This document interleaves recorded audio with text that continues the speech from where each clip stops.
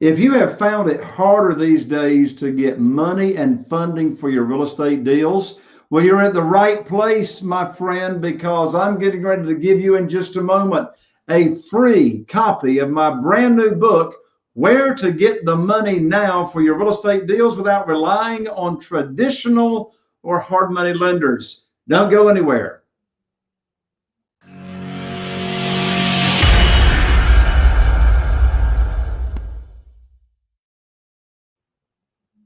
Well, hello there. I'm Jay Conner, the Private Money Authority, welcoming you here to Real Estate Investing with Jay Conner. And we're so excited to have you. If you're brand new here to the show, a very special welcome to you. You may be viewing and or watching us or listening on iTunes or Google Play or watching us on one of our YouTube channels. Regardless of where you're tuning in from, we really appreciate you liking, sharing, subscribing, ringing that bell so you don't miss out on our fantastic interviews that we have with real estate investors from all across the country. Here on the show, we talk about all things that relate to real estate investing. We talk about single family houses. We talk about commercial deals. We talk about small apartments, duplexes, large apartments. We talk about land deals, self-storage, and everything in between. Now, if you're brand new to the show, a little bit about myself real quick. My wife, Carol Joy, and I started investing in single family houses here in Eastern North Carolina back in 2003. And since that time, we've rehabbed over 400 houses, done a lot more deals than that, but that's been the rehabbing part of our business. And for the first 6 years, we relied on local banks, traditional lenders to fund our real estate deals. And in January 2009, I got cut off from the banks like the rest of the world. Yes, it was a global financial crisis. Well, I was introduced to this world of private money and private lending in that same month in January 2009.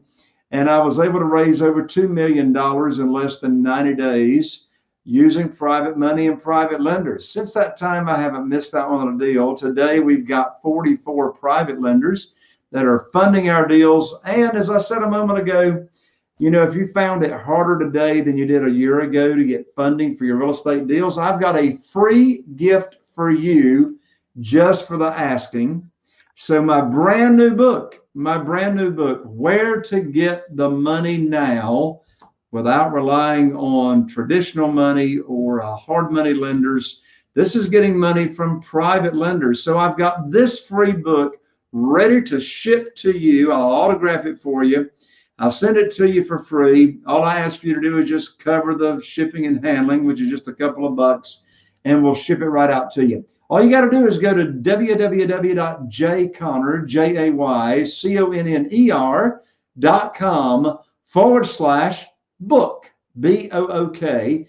Again, that's jayconner.com/book, and I'll get the book rushed and shipped right out to you. Well, if you've been tuning into the show at all since we launched My Lands, coming up on almost 3 years ago, you know that I have phenomenal experts and guests come here on the show. Well, today is no exception whatsoever. My special guests today are very passionate about helping everyday people who may be interested in creating wealth through real estate investing. Well, this dynamic couple, as of today, they have bought and flipped over 600 houses with a lot of success. I mean, these flips value are worth over $57 million and still counting. So this couple knows a thing or two about real estate investing. So you see, they continue even today to flip houses as they help everyday people change their lives by teaching them about how to find and fund and fix and flip and hold properties in order to create immediate cash flow and assets that generate long-term passive income. Now, they started their career in real estate investing, quite frankly, out of sheer desperation. You see, they were in $80,000 worth of credit card debt, and they needed to make some big chunks of cash just to get out from underneath the debt of their credit card. So in 2007, They flipped their first house, made $17,000 profit. Then they went on to their second house and they profited $33,000 in just a very, very short 33 days. That's when they knew that they were onto something. So they've always been wanting to help people make a difference in their lives. So when they got their business model put together, got it proved, do that by teaching other people their success formula. So, as I said, as of now, they have flipped over 600 houses and counting. Well, this couple didn't have any formal education in real estate investing, but their knowledge and their expertise comes from hands-on real life experience. What's that called? That's called the Knox, and they got a strong desire for a better life for themselves and for their family. They just knew they had to get more out of life than a 9-to-5 job. So with that, I'm so excited to have here on the show with me today, my good friends, Glenn and Amber Schworm. Welcome to the show, Amber and Glenn. Thank you so much. That was quite the introduction. I can't wait to hear see these special guests. They sound amazing. Yeah, and they're actually really, besides smart, they're actually a really good-looking couple too. I can't wait to meet them. They sound awesome. So it's so good to have you here on the show. You had me on your show, on your podcast not too long ago. In fact, so I don't forget, tell everybody about your show and how they can start following you. Yeah, we do the Real Estate of Mind show with Glenn and Amber Schworm. So we talk all things real estate. We talk about contractors and flipping and holding and Airbnbs and, just all things real estate, and also how to work together as a couple. We also really talk about on our podcast, we like to kind of dive into, we call it the Real Estate of Mind show, because we believe that the mechanics are 20% of what we do. We buy low, we sell high, we fix, we buy and sell, we do wholesale, we negotiate with contractors. Those are all things you can teach in a regular book, but 80% of our success in life is mental. And I think that's once we can overcome those challenges in life, once you can overcome the mental challenges, then sky's the limit. But until you're only gonna be as successful as your mind will let you be. Yep. So we believe in really working on that. I tell people most people have 6 inches in between their ears is the most expensive or most valuable real estate. Mine's about 8 inches. I have a big noggin, so mine's a little bigger than most. So yeah, that's what we work on our podcast. You can go to glennandamber.com, right? glennandamber.com and learn about our podcast shows, all that kind of stuff. And that's where you can find about us, glennandamber.com. Now, Glenn has got two N's, folks, for those of y'all that are listening. So that's www.glenn, Glenn, and A-N-D, Amber, AMBER.com. Again, that's GLENN and A-N-D, Amber, AMBER.com. So what year did you all invest in your first single family house? I mean, you've done over 600 of these houses now. What year did you get started? Yeah, it's about 700 now. We started back in 2007. So right before the real estate housing crisis, right? It wasn't just a financial crisis, it was a real estate crisis.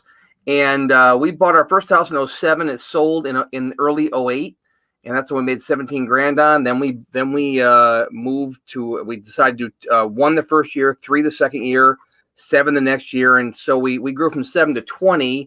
That was a bad year. Yeah, we had some growing pains during that. Yeah, we didn't have systems in place and whatnot. But that was kind of how our journey went. And now we have a full-blown company with team members. Most of them work virtually. We're actually in upstate New York for now. And so but our team works virtually here. But I think it's important too, we started I thought I was done, but I guess I'm not. He's not done. We started when everybody said the sky is falling, don't do real estate, it was bad in real estate and we didn't know any different. So we just kind of jumped in head first and just went at feet first or head first. What is that saying? Whatever you do, I don't know. So but, and I think that's really applicable because of the time we're in right now. We are in the era of COVID right now. And I think people might be sitting on their hands wondering, what should I do out of fear and maybe not making a move. Yeah. And we would say, go for it. Yeah. I see in life, when you have a dream, you have to go for it for sure. I'd say going back a step though, when we first started our first year, we got a bank loan to do our first flip and used credit cards to finance the rest. We're $80,000 in debt. We used every ounce of everything we had. That first flip, we were actually down to our last $1,500 or $1,400 in anything like cash, credit, home equity. We had used everything to make this deal work. And so it had to sell. And I had mortgage payments coming due. And if that didn't sell the month it sold in, I don't know where I'd be today. But it finally sold and we got going. And then we did we had 2 more deals under contract after that. But here's where here's where yours in my story crossed years ago that you didn't know until 12 years later, right? Till our last podcast we did. And that was literally the industry when the housing market, when the crash happened in 2008, I had 2 houses under contract to purchase. And the banks, they yanked all the funding. And I remember saying, well, no, I have good credit. I just flipped the house. I'm a professional. I just flipped the house. They didn't care. They yanked all that funding. And I had to find another way to fund my deals.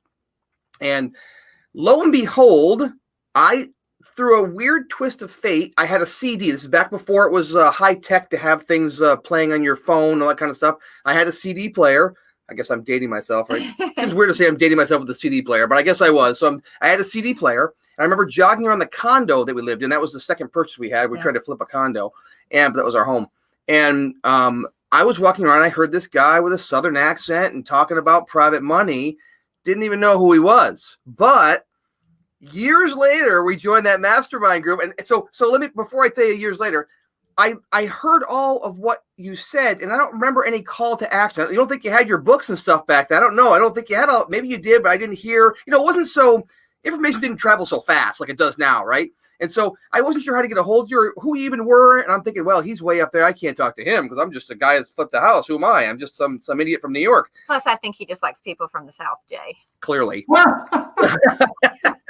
Very true. No argument there. So I was literally walking around and I listened to all of the concepts that you had in that training. I was like, well, I can do that.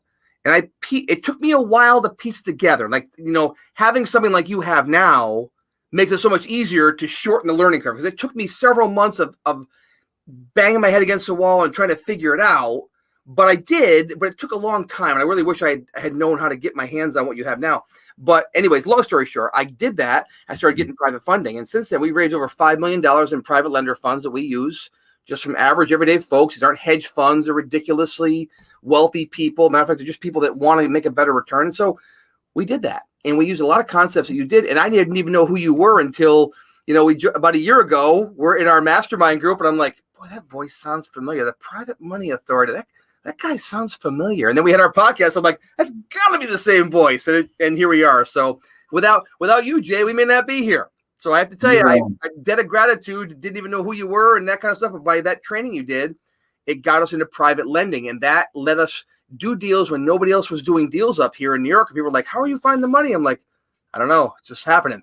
We're just out there grinding and finding deals. So yeah, it opened up a lot of possibilities. Because I think a lot of people think that they have to use their own money to get started in investing. And when people understand, the power of using other people's money, it is like that light bulb goes off and they have that aha moment and they're like, oh, so that's how you do it. I teach in my trainings all the time. I say, the golden rule in life is he who has the gold makes the rules. But I believe that the golden rule in investing is he who has access to the most money is the one who wins. So that's just having private money just made it a lot easier for us. That's awesome. Well, I appreciate you sharing that part of your success story. So, you all really have been down the road or been to the school of hard knocks. And so something that would really be valuable to our listeners is, what are some of the really, really important big lessons learned, or if you had to do it all over again, you wouldn't do it that way, or you wouldn't make that mistake again, that, I tell folks, you're either going to make your own mistakes or you're going to learn from other people's mistakes. And it's a lot cheaper to take heed, pay attention to what other people have done that was not the best way to do it. So, you don't fall into those kind of pits. So what's some of the big lessons learned or mistakes you've made that you could share with folks? How long is your show? Well, let's start with one big one and see how long it takes. I think I can think of two, like right off the top of my head. One is pretty simple. One is don't pay contractors up front because they'll screw you almost every time. And two is don't do the work yourself. And I think that's another big misconception in real estate, is that if I do the work, I'm going to be saving all this money on labor. And the time it takes you to do that, especially if you're a weekend warrior that's just doing it on the side, which is how most people start out, you're only able to be there, on the evenings and weekends. Whereas if you hire, and so it'll take you 6 to 9 months to get a house done. Where if you have a contracting crew to do it, it's going to take you probably 4 to 6 weeks to get the renovation done. So the money you pay in holding cost during that difference more than makes up for the money you just would have paid the contractor, and you would have saved yourself all of the headache. And the other side to that is you can only be in one place at a time too. So if you want to do multiple projects at a time, you have to hire it out instead of doing it yourself. I would say for me, it would have been to get a good coach early on. I've learned in my life that positioning myself around the right people shortens time. It just shortens the learning curve. And we won't, you hit a certain point in life. I'm 52, and you hit a certain point in life where you say to yourself, don't have endless days, and I want to make sure that I use them to the best of my ability. I can either beat my head against the wall, I don't even know what, just literally beat my head against a concrete wall. That's what it feels like half the time when you're trying to figure stuff out for yourself. Or I can hire somebody that has been down the road to coach me. Now, I still have to take that advice and apply it. I think a lot of people sometimes hire a coach and then go, yeah, so that's a good idea, but I'm gonna do it my way. Okay, well, I can't help you there, but I think that had I had that, and had I learned how to, I always tell everybody, we make our money when we buy real estate. And if we don't buy right, and if we use eraser math on our sheets, we do workshops and we give out what's called a home flipping evaluator. And so I always tell people, if you use eraser math, you will get burned. If you say to yourself, well, I could do that kitchen cheaper. I could find lumber. I could go to the garage sale and find that part. And you start doing eraser to make and go, I made this deal work. Numbers don't lie.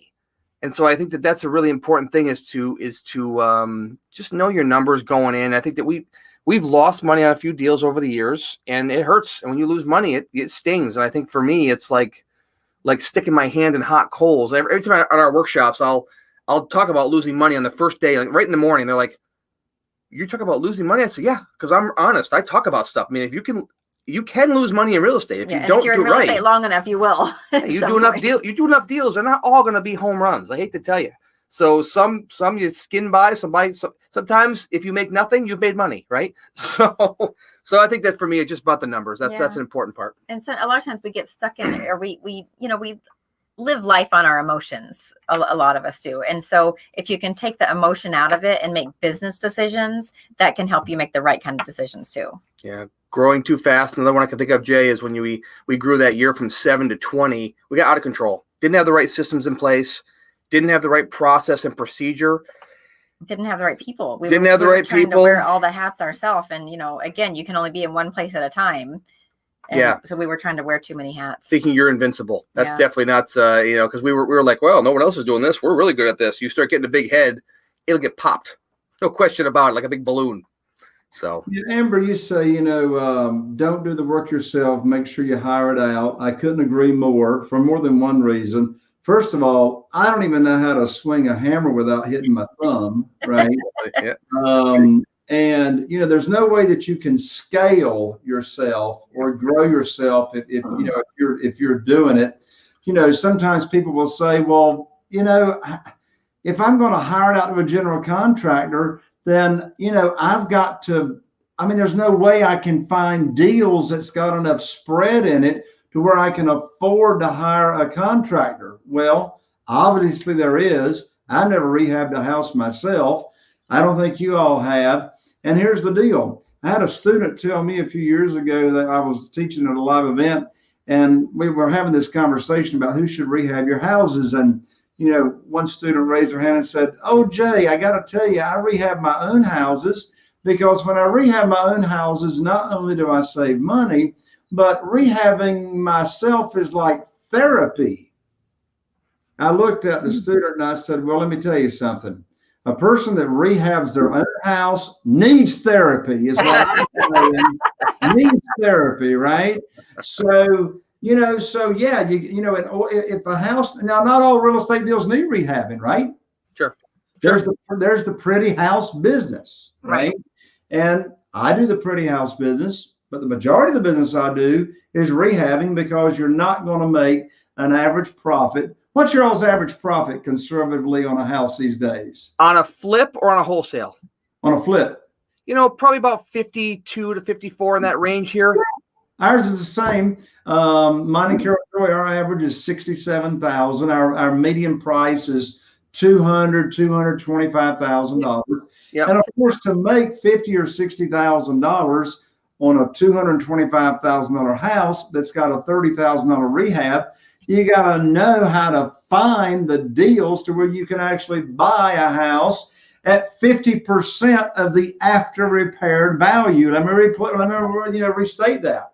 To make these kind of profits, you got to know how to find the deals to where you can buy them at pennies on the dollar, half or less than half of the after repaired value. So that brings me to my next question for you too. And that is, in today's market, I hear it all across the country. I hear students asking all the time and saying, Jay, it's harder than ever. It's harder than ever to find the deals. It's a hot market, even in the midst of COVID. It's a hot market. As soon as a house hits the market in the multiple listing service, the house is gone. How are you finding your deals? So there's my question, Glenn and Amber. In today's market, how do you find the deals? So for us, Jay, we've been doing marketing for a lot of years. And so we've done everything from radio to TV to direct mail we did a lot of bandit signs for a lot of years. I never loved those things, but they work. People call it those things. So we did that for a lot of years, the bird dogging and all that stuff. What we do now is a combination of direct mail. We've been doing TV for a number of years. And so we have a lot of TV ads that run. And that's not for everybody when you first start out doing TV ads, but if you can make the investment and start to do that, you'll see a huge return. Because if you're spending a couple $1,000 a month in TV marketing, if you do it right, and you look reputable and all that kind of stuff, and you have a good reputation, the phone will ring. And it takes one deal at $50,000 to take care of a lot of years of marketing. So you have to sort of think about that when you're going in. But TV is one way. Again, direct mail works for us. We have some competition. I know some markets, they say people are getting 300 letters when they they're going into foreclosure or they're having tax problems or whatever. But that's the way to do it. Certainly driving for dollars is a big one that we do. Just looking for those vacant houses and whatnot. But I will tell you that for us, it's a grind. We're like everybody else. We know that it's hard out there. We still buy, I think we're doing between 8 to 10 deals a month right now. Maybe we're averaging 8 to 9. We're averaging. We're having a hard time closing in upstate New York. That's a whole different conversation. But during COVID, but we're doing about 8 or 9 deals. That's a combination of wholesales, renovations, and buying rentals and whatnot. But the phone rings to us probably, I don't know, 100 and some times a month. We're buying one of every 15 to 20 house, leads that call in. So maybe it's a couple hundred times. I don't have my exact math there for what we're buying, but what 1 out of 20 I know is what we buy. So I think people forget that it's a process. And just because someone says, well, you're going to buy, let's say 1 out of 20 leads. So if you need 20 leads to buy a house, people go, well, I had 20 leads last week. I didn't get a single house. Well, you know what? It might take you 40. It might take you 60, and then you buy 3 within a week, right? And it's you have to play the numbers. It's really a mathematical game. It is math. Marketing is math. So whatever method you choose, direct mail, TV, knocking on doors, driving for dollars, whatever, bandit signs, when the phone rings to you, that's an opportunity to make money, right? But you have to go through the opportunities. You have to sift through all the dirt to find the gold, period. And if you don't sift through the dirt, you'll never find the gold. And I think most people make the biggest mistake is that they start sifting and go, this is kind of hard. I didn't find it. I don't know. It doesn't work for me. I can't find a house. Well, guess what? You get what you focus on. So if you keep saying that, you're right. But if you keep digging, you keep grinding, you keep looking and looking and looking, it may not be, you may get pissed off too, because you may have a friend of yours who had 5 phone calls and they bought a deal and made 70 grand. That happens. But they may not find another deal for 60 leads, but you might find one in your 40, but you have to go through the process. If you take a systematic approach to it and you just simply, Jay, you said when you were on our show, you said you can never fail if you just don't give up, right? And I wrote that down. I said, that's fantastic. That's, I know that, but hearing someone else say it back in a different way was like, of course, you're never over. So same with when you're out there marketing, it's a tough market to find houses in, no question about it. And the bigger your city, the more competition, the harder it is to find those deals. But it doesn't mean they're not out there. And the golden nugget, I think, in that is to find off-market deals. Because if you're out there competing with everybody else that's just looking on the MLS, if you stick with the masses, you're probably not. That's going to be even more challenging. You have to kind of go against the grain and carve your own road there, and look for the off-market deals if you're going to find something that's. I would also say this. Agreed. I would also say this. Reputation is huge. I think when you start this from day one, you should be thinking about your own reputation. Do you want to be a snake oil salesman? Do you want to be someone who's gouging people? Do you want to be someone? I mean, we're all taking advantage of people. Yeah, we're all looking for deals. Don't get me wrong.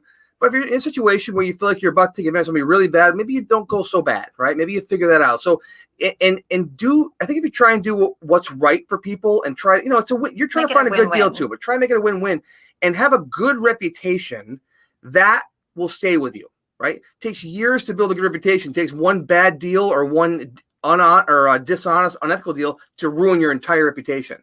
But if you have a strong reputation, deals will come to you. Not in your first week, not in your first month, maybe not in your first 3 years.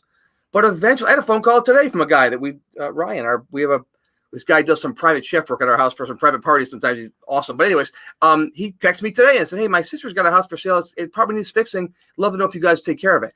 We may be the only ones calling him back. I gave it right to my team and said, hey, this guy's a friend of mine. Take care of it. I don't know if we'll buy it or not. It's just one of those many leads. But if we do, I probably won't compete with anybody else. Why? Because of reputation. And I don't mean just in how you do business with the people that do business with you, but how you do business with everybody around you. This guy that sent this to me is a chef, and I met him through someone gave him to me as a gift one time to come to my house and do a private dinner for 6 people, which you ever done that, Jay? You have to go do it. It's a ton of fun. Super fun. Yeah, but so we did that, and I've had him come 4 or 5 times since then, and every time I've treated him well, I've tipped him well, I treat him with respect, I help him bring stuff from the car. I don't treat him I just treat him like an equal, and because he is, and we do our thing. But I think that reputation precedes us because now they want to do business with us, and that had nothing to do with real estate. But he's heard so many conversations around our table about real estate that he's like, these guys are real people. These guys are good. They're not here sitting around talking about being snakes and screwing people. He hears good conversations, good solid stuff. I think the better person you can be in general in your community, I think the better you will do in business. That is a long-term investment. That takes time, and you've got to be good and be patient, but it will pay off. You just mentioned that your chef gave you a lead, and then you took that lead and you handed it off to your team member. Let's talk about your team. You've put together an awesome team that allows you to have your own podcast show, be on other people's podcasts, Sure. To where you're not, running in circles, and you're actually able to create the life that, the two of you want to enjoy. So what does your team look like? How many you got? What do they do? Who's on 1099? Who's on W-2? And what's that look like? So we have an integrator named Spencer. So an integrator, he's like a COO, Chief Operating Officer. So his job is to take my vision and make it a reality. So he's the one neck I get to wring. That's what we joke around here. He's the neck I get to wring in my office. So I talk to him on a daily basis, 5 minutes a day or so, sometimes 10, and then once a week we have a meeting. He then runs the meetings, right? So he runs the meetings. We've got a sales manager. We have 2 acquisitions managers underneath him. We have a dispositions manager with a dispo girl under her.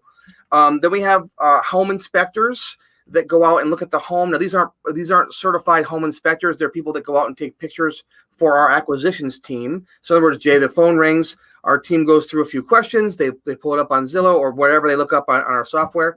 They give them a ballpark offer where we're going to be on that house. And if they accept, if they say, you know what, that's in my range, then we send out somebody. One of those is our son, actually. Our 21-year-old son's one of those guys. And they'll go out and take pictures of the house, do a 3D. We have a camera that does a 3D walkthrough picture and whatnot. And our team will get the paperwork signed. Usually before they go out, they'll get paperwork signed. And that's it. Then it comes back, and right away, our dispositions team then puts it through our marketing, and sells that house. Now, we also do a lot of renovations, right? So we have a project manager. He's got people on his team as well. So he's got a lot of people that are contractors that work for him also, but we have some subs that work underneath him, just more helping us. We have a video guy that does some of our video work, that kind of stuff. And we have a big coaching business too. That's a whole different thing with about 30 employees. We can talk about that in a minute, but we have that whole leg of our business also. We actually run about 6 businesses out of here in total.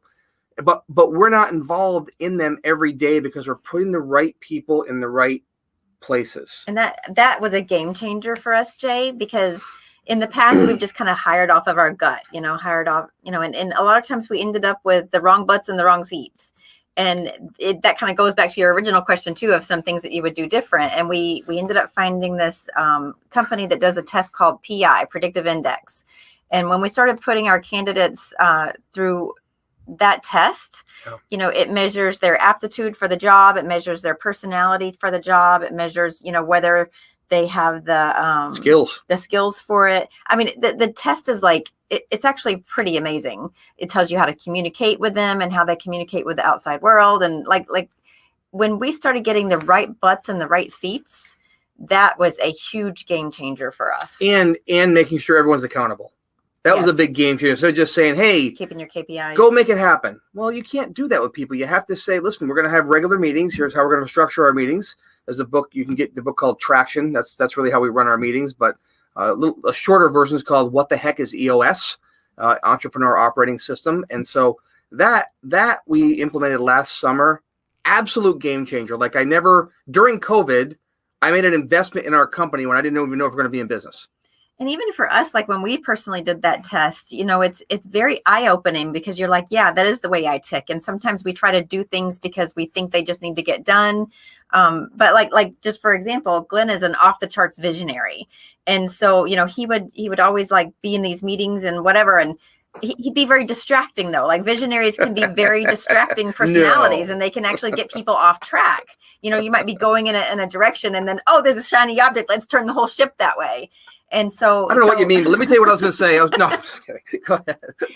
So even by learning those personality traits about ourselves as individuals, that helped our business too. The moderator said, Jay, he said, your personality, he said, you and Amber have an amazing combination. He said, when you guys are ticking, like when you're clicking on all cylinders, you guys are unstoppable and amazing. But when you fight, I bet I could sell tickets. We went, yeah, pretty much. So that's the way that goes. What size population or target market area do you invest in? About 1 million people in the capital region. Yeah, we're in the capital region of New York, so it's about 2.5 hours north of New York City. People always think we're from New York. Oh, the city? No, it's a lot bigger state than that. Yeah, so Albany's like the main city, and then all around it is the capital region. Yeah, about 1 million people in about 5 different counties. A lot of rural stuff that we work with. The communities and suburbs, that kind of stuff. Right. And how many deals are you doing a year now? So we'll do probably over 100 this year. Right. About 100 a year, for about 80 to 100. This year we're on track for about 100. Again, if we can get them closed, we're backlogged. We're backlogged like 40 deals right now because New York State has.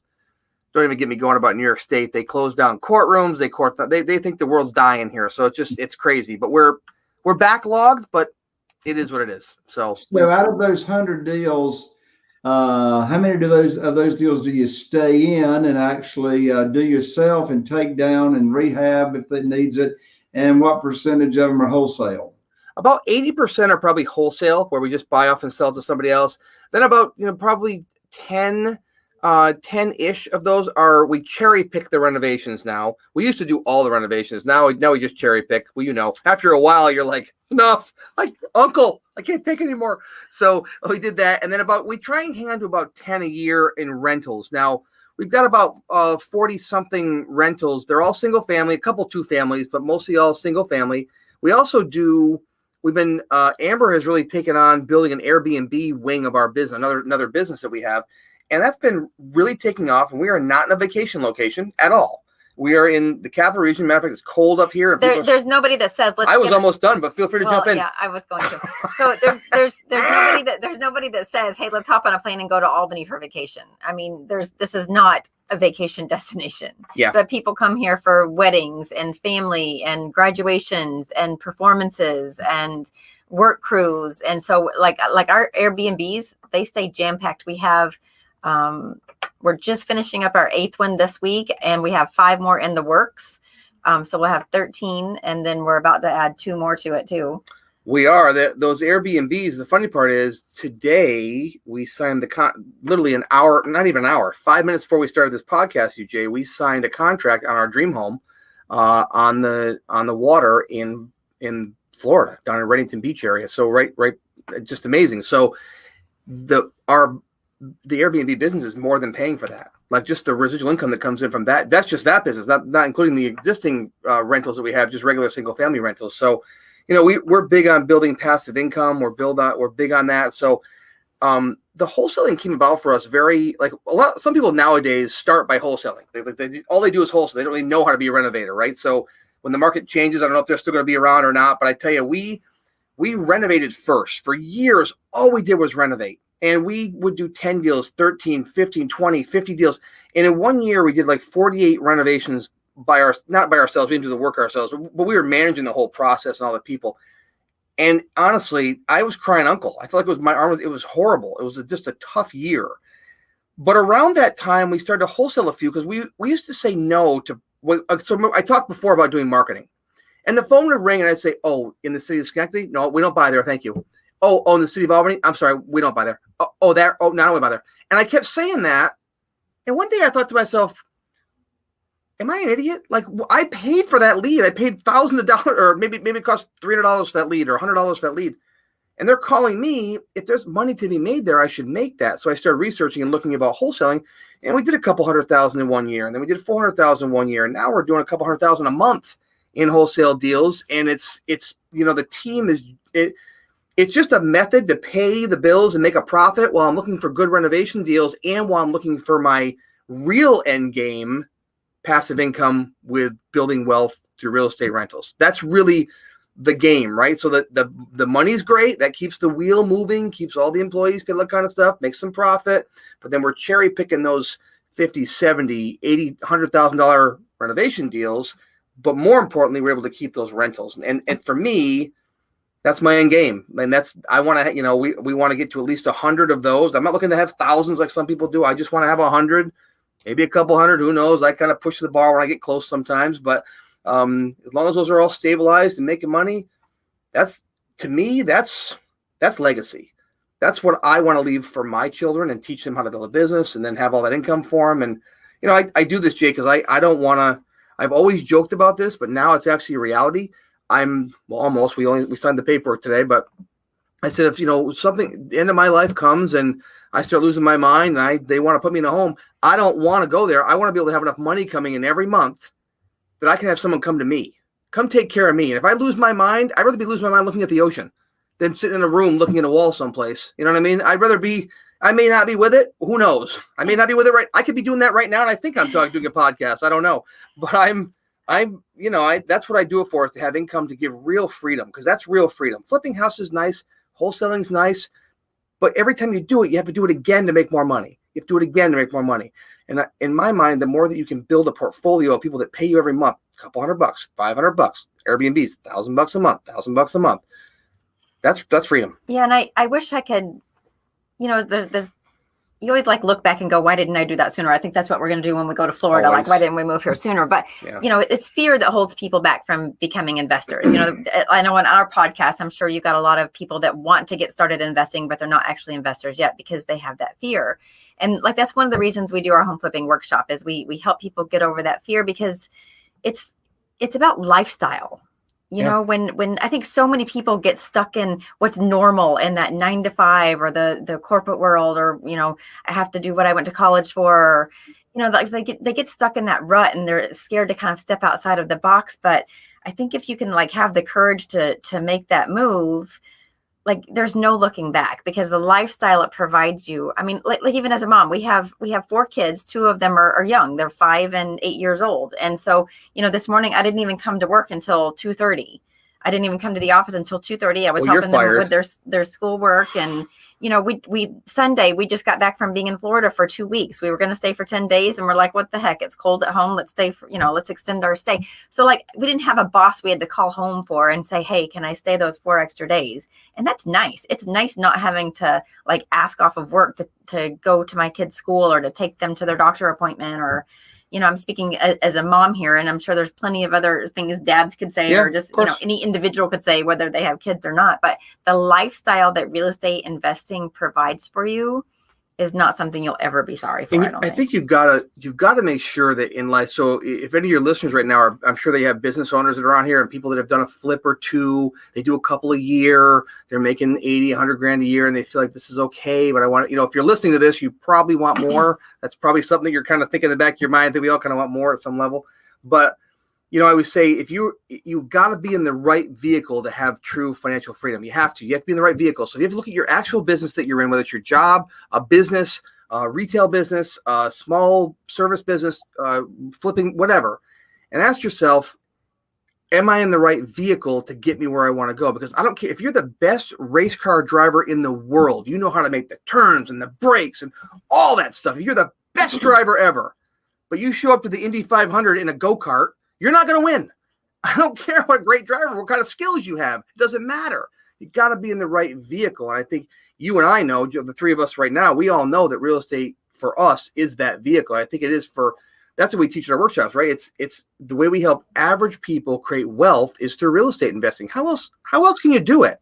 Right now, the Bitcoin thing, everyone's going nuts about that. And who knows? That might be wonderful for some people. Might be.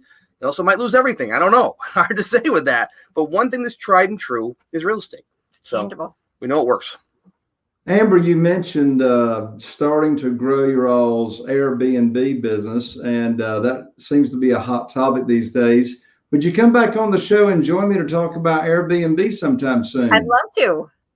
Awesome. I'd love to. Well, Glenn and Amber, what a joy to have you here on the show. You all are a dynamic couple. I love your story. I love the difference that you're out there making. And so I know folks want to stay connected with you. So how do they stay connected? Yep. One of the best ways is to go. We have a lot of companies, so we just kind of put everything together at www.glennandamber.com. If they want to know more about the workshop, where they can actually learn how to become investors, they can go to homeflippingworkshop.com. And the home flipping workshop we do now is virtual. So crazy enough, we were doing live workshops in different cities. We were traveling, doing all that. We didn't love the travel part because we were away from our family. We're family people. And all of a sudden, when COVID hit, I thought that business might shut down. I'm like, how in the world am I going to make a living? And we converted that to 100% virtual. We do it over Zoom. It's all interactive. It's 3 days. It's awesome. We do an actual tour of a house, virtually. We take them through. We give them a free home flipping evaluator. We actually Federal Express them a packet to go out. We charge $59 for 3 days to come to the event. We do pretty much one a month this year. And again, homeflippingworkshop.com will get you there. But if that's something that you want to see and check out, the fact that you can do it from home, and anybody that does attend, I open the room by thanking them for allowing me to be home with my family while they're home with their family. It's about family. We were worried when it went virtual that we wouldn't have that same in-person feel, because usually at the end of the workshops, we're hearing people's stories and how real estate's going to change their life, and we're giving them hugs, and we're worried about missing that connection. But the feedback we've gotten on their home flipping workshops has been amazing. On the Friday night, we stay after and do a little cocktail hour where we just have normal conversations with people. We do that on Saturday. I mean, it's amazing how Zoom has made the world a smaller place, and we're able to connect with more people and really still get to know them and give them a good education. We're all about value too. Now I'm moving to Florida, and nothing changes for us. Our business continues on no matter where we go. So Jay, I appreciate you having us on, though. But yeah, check out our websites or whatever. But this has been great, and it's been life changing for us. And it's work. I tell everybody right now, I say it's just hard work, but it's worth it. Nothing else in my life has been this much hard work, but also this worth it. Glenn and Amber, thank you so much for joining me, and I'll be in touch with you soon, I'm sure. And thanks to you for tuning in and joining us here on Real Estate Investing with Jay Conner. Always an honor to have you. I'm Jay Conner, the Private Money Authority, wishing you all the best.